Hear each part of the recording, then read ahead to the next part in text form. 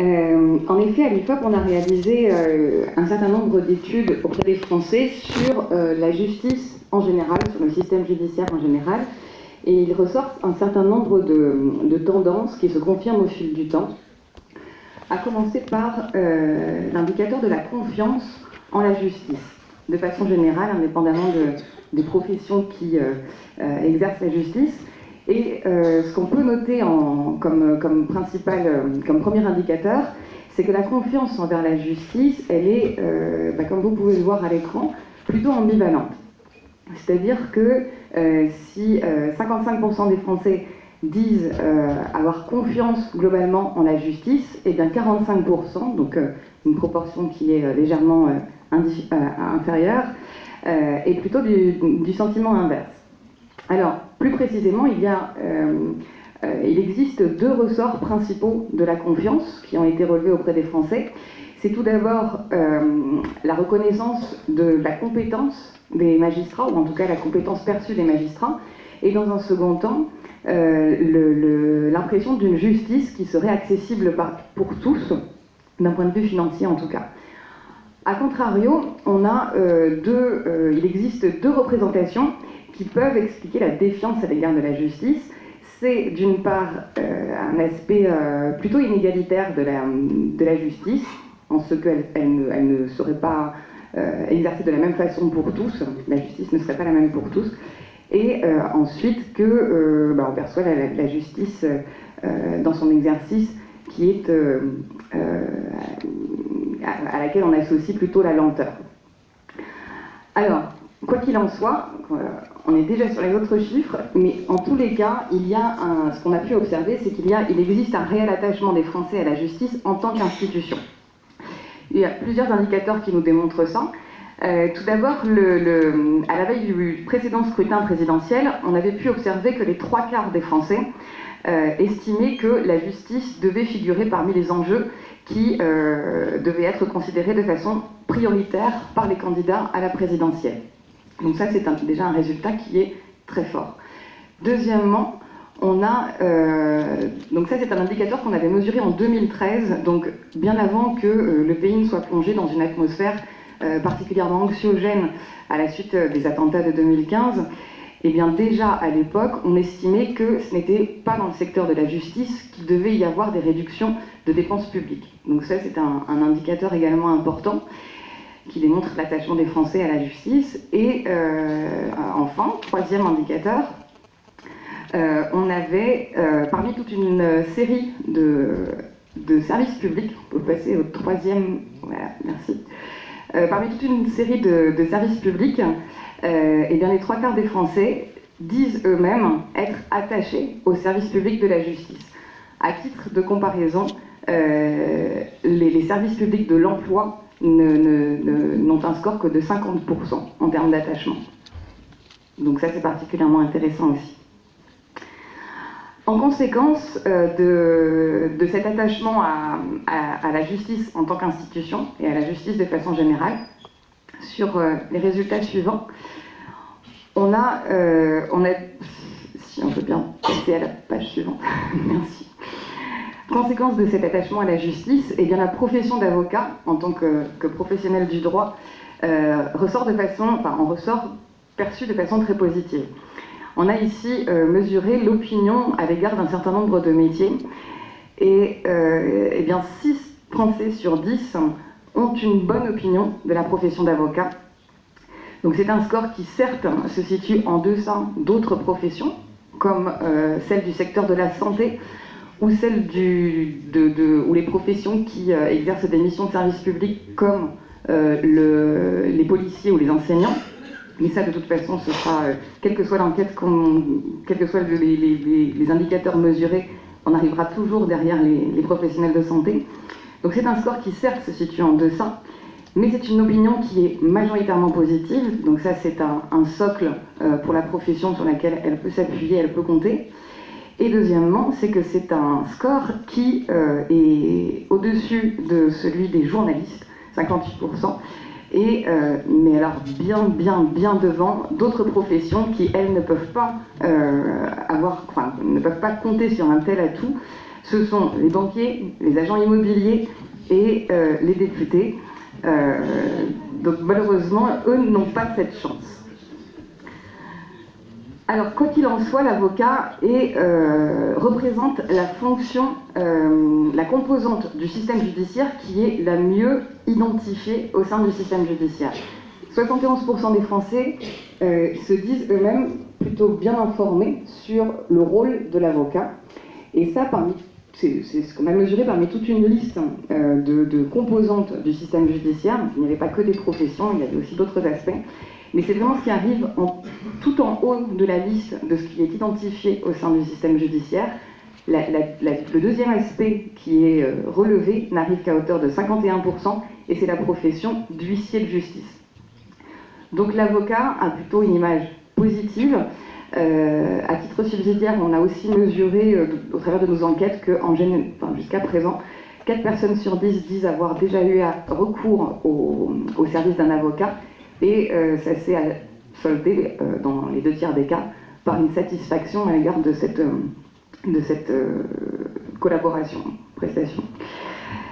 Par ailleurs, c'est aussi une profession qui qui semble séduire de plus en plus, puisqu'on a remarqué une progression phénoménale en un peu plus de 10 ans, je crois. Si mes chiffres, alors je ne sais pas si c'est les mêmes, mais en 2006, merci. En 2006, on était à 45 800 professionnels, personnes qui exerçaient la profession d'avocat.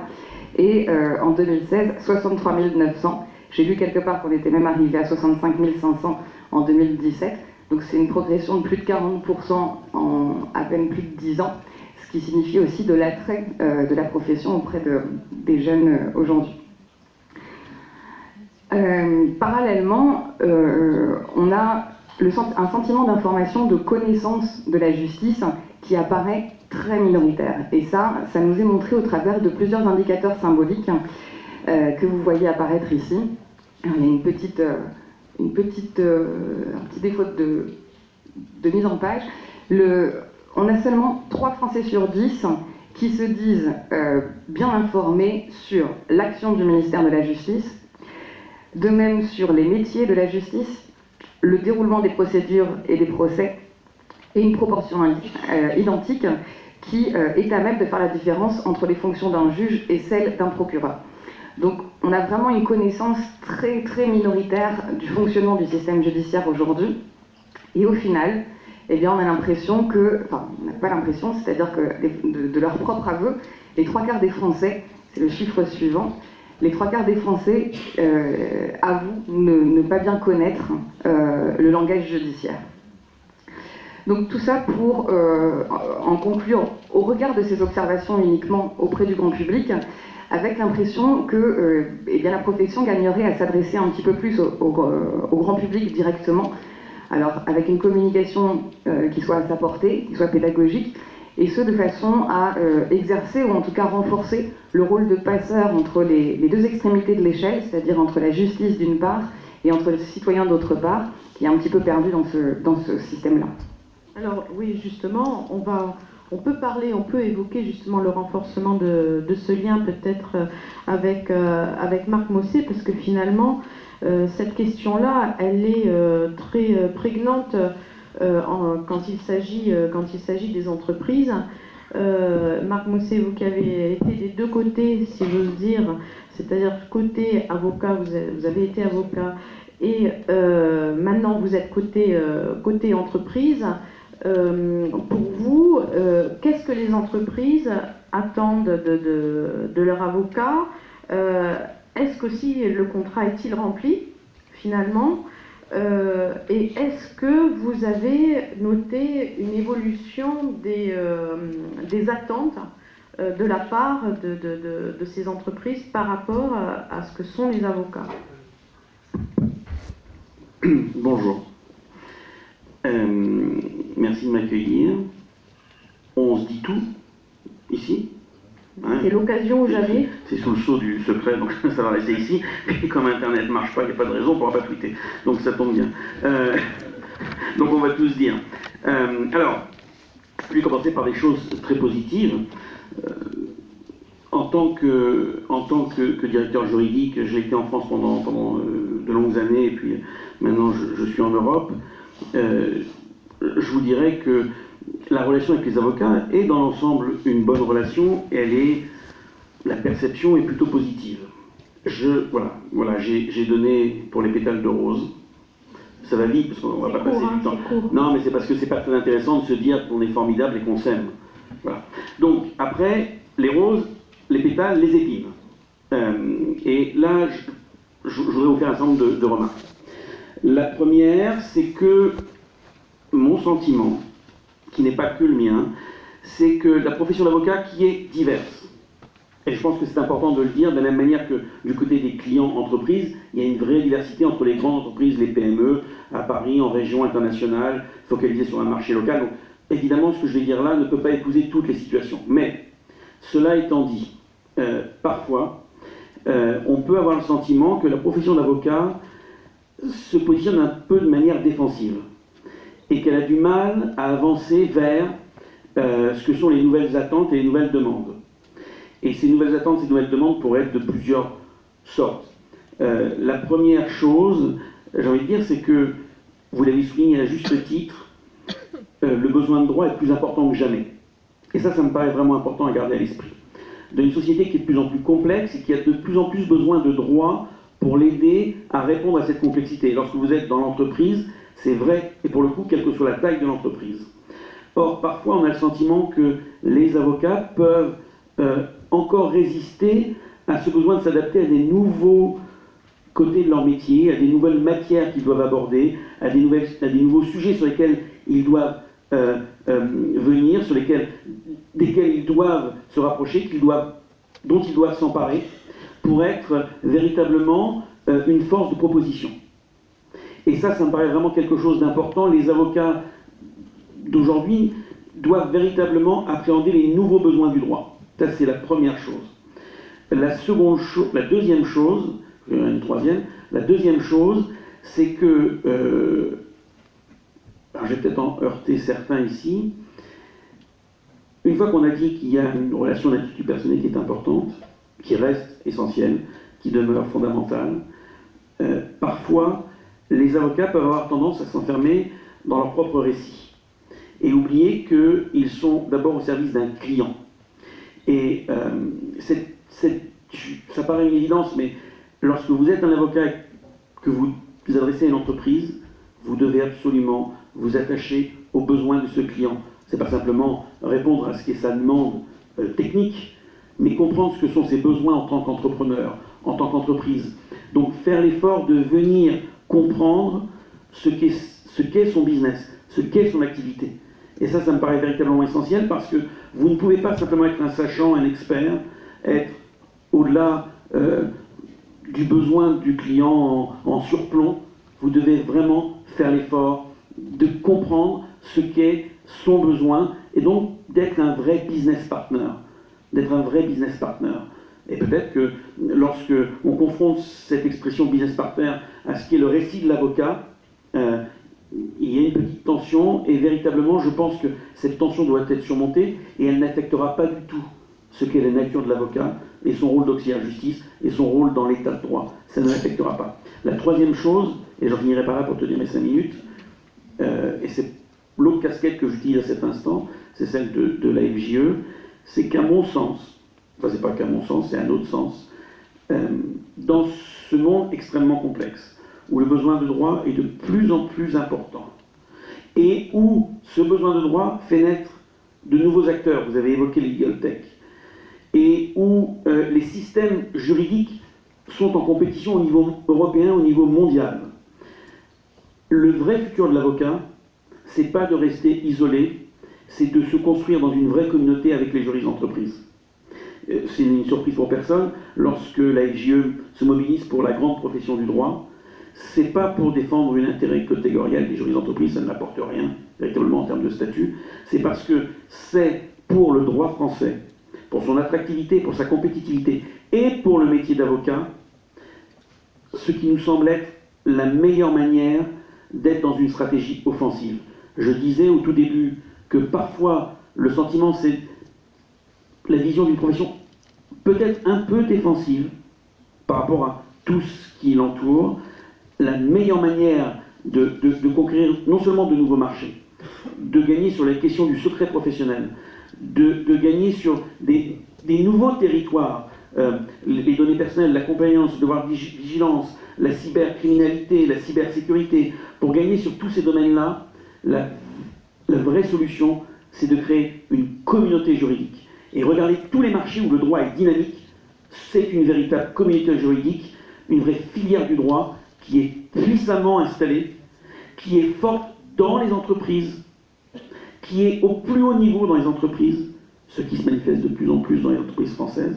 Et donc, on attend, nous, dans l'entreprise, que les avocats comprennent ce besoin, pas pour nous, pas pour notre statut, mais pour le futur de la profession d'avocat et pour le futur du droit français et du droit européen dans la compétition qui est la nôtre aujourd'hui. Vous n'applaudissez pas.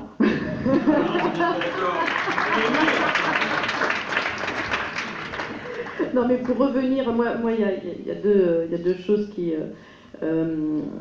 émergent dans votre discours, je crois. Il y a quand même ce lien de l'intuitu personné, cette question de l'intuitu personné, cette question de la communauté juridique. En parlant avec les uns et les autres, moi j'ai l'impression que ça date pas d'hier. Et Jérôme Bignon pourrait nous donner peut-être son témoignage et son expérience par rapport à ça, puisque je crois que vous avez créé votre cabinet d'avocat, enfin votre marque d'avocat dès 1982, avec, quand on en a parlé, cette logique aussi d'être à la fois dans une communauté juridique et aussi dans une logique de marque qui soit au service de vos clients. Est-ce que vous pouvez un peu revenir sur cette histoire? Merci de m'accueillir. Si je reprends depuis 1982, ça va être long. Je vais essayer d'être très bref parce que vous me l'avez demandé. Peut-être en réfléchissant à ce qu'on allait se dire ce soir, je me souviens d'une anecdote qui m'a beaucoup marqué, qui me marque encore, parce que il n'a échappé à personne que je suis devenu un homme politique, en même temps d'ailleurs que j'étais avocat. Quand cette histoire me tombe dessus, si j'ose dire, c'est en 1981, mon père, qui était un homme politique, meurt d'un accident de voiture. Et en 3 semaines, je me retrouve élu, maire, conseiller général, et je n'ai pas cessé depuis bientôt 40 ans. Le préfet de l'époque, qui est un ancien directeur de la DSC dans mon département, me convoque, parce que c'était à l'époque où Pognard était ministre de l'Intérieur, donc on convoquait les hommes politiques, et pour tester est-ce que je suis capable de devenir élu, parce que la majorité du département dépendait, je ne vais pas vous raconter toute l'histoire, et il me dit, vous êtes avocat au barreau de Paris, j'étais avocat au barreau de Paris, je m'étais installé quelques semaines avant, j'avais été collaborateur, quelques semaines avant ce décès tragique, je m'étais installé, et le préfet me dit, mais il faut venir vous installer dans la Somme, avec le nom que vous portez, retenez bien ça, avec le nom que vous portez, votre carrière est faite, vous allez avoir un cabinet magnifique, et les clients vont défiler. Effectivement, mon père avait été parlementaire, enfin bref. Donc, je me garde bien, et je remercie le ciel tous les jours d'avoir fait ça, de suivre son conseil. Je reste avocat, jeune avocat au barreau de Paris, et à partir de ce moment-là, j'ai essayé de faire autre chose, mais je ne veux pas mélanger, et je ne l'ai jamais fait, cloison étanche entre ma vie publique et ma vie politique.